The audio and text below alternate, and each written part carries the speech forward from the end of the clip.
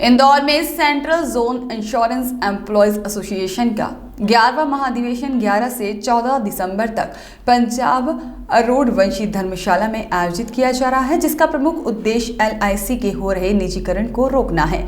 इसी को लेकर एलआईसी समेत सभी सार्वजनिक क्षेत्रों की रक्षा के संघर्ष को मजबूत करने की रणनीति भी बनाई गई। प्रदेश भर से आए संगठन के वरिष्ठ पदाधिकारियों ने संबोधित करते हुए एलआईसी में आईपीओ आने के बाद की चुनौतियों का सामना करने, एलआईसी को सार्वजनिक उद्योग में बचाए रखने और साथ ही में बीमा प्रीमियम से जीएसटी समाप्त करने, एलआईसी अभिकर्ताओं के समक्ष चुनौतियों का मुकाबला करने, श्रम संहिताओं को वापस लेने और साथ ही में मेहनत कश वर्ग की एकता कायम रखने जैसे मुद्दों पर जोर दिया। मंगलवार के सत्र में क्षेत्रीय प्रबंधक प्रकाश चंद्र बतौर विशेष अतिथि मौजूद रहे और अपने उद्बोधन से संगठन को मजबूत कर एकजुटता की बात कही। तीसरे दिन central zone insurance employ association की तीसरे दिन अधिवेशन चल रहा है।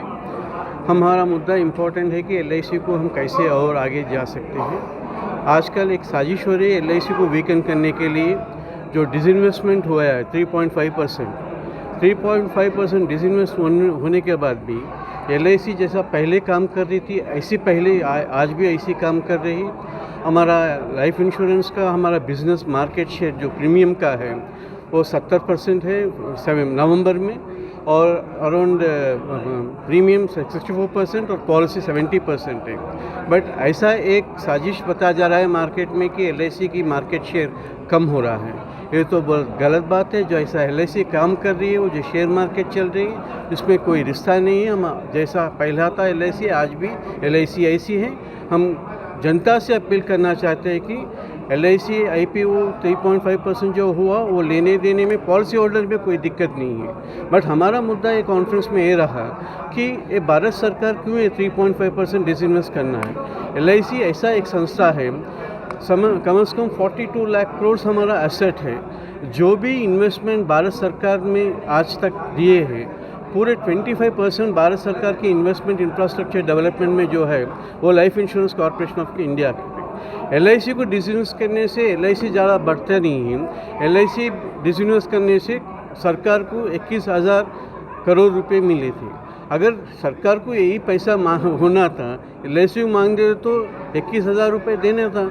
अब देखो हम सेंट्रल जोन का सम्मेलन इंदौर में कर रहे हैं और इस अधिवेशन में मुख्य रूप से भारतीय जीवन का जो डिसइन्वेस्टमेंट हुआ है उसके पॉलिसी होल्डर के ऊपर और एलआईसी के ऊपर क्या प्रभाव पड़ेंगे उस बारे में चर्चा हो रही है। साथ ही साथ हम इस बात को भी प्रयास कर रहे हैं कि जो एलआईसी प्रीमियम पे जीएसटी लगाया जा रहा है उस जीएसटी को सरकार वापस ले, इस बात के ऊपर भी चर्चा कर रहे हैं। भारतीय जीवन में पिछले आने वाले समय में कुछ नई भर्तियाँ प्रारंभ हो ताकि नए लोगों को रोजगार मिल सके, इस बात के लिए हम कोशिश कर रहे हैं। और IRDAI द्वारा जो एजेंटों के संदर्भ में कुछ निर्णय लिए जा रहे हैं उसके संदर्भ में भी हम लोग यहाँ पे चर्चा कर रहे हैं। और हमारी कोशिश है कि आने वाले समय में एलआईसी जो है एक मजबूत संगठन बन के उभरे और बीमा धारकों को सुरक्षा प्रदान करते रहे। मेरा नाम अजीत केतकर, मैं इंदौर मंडल का महासचिव हूँ। Bureau report.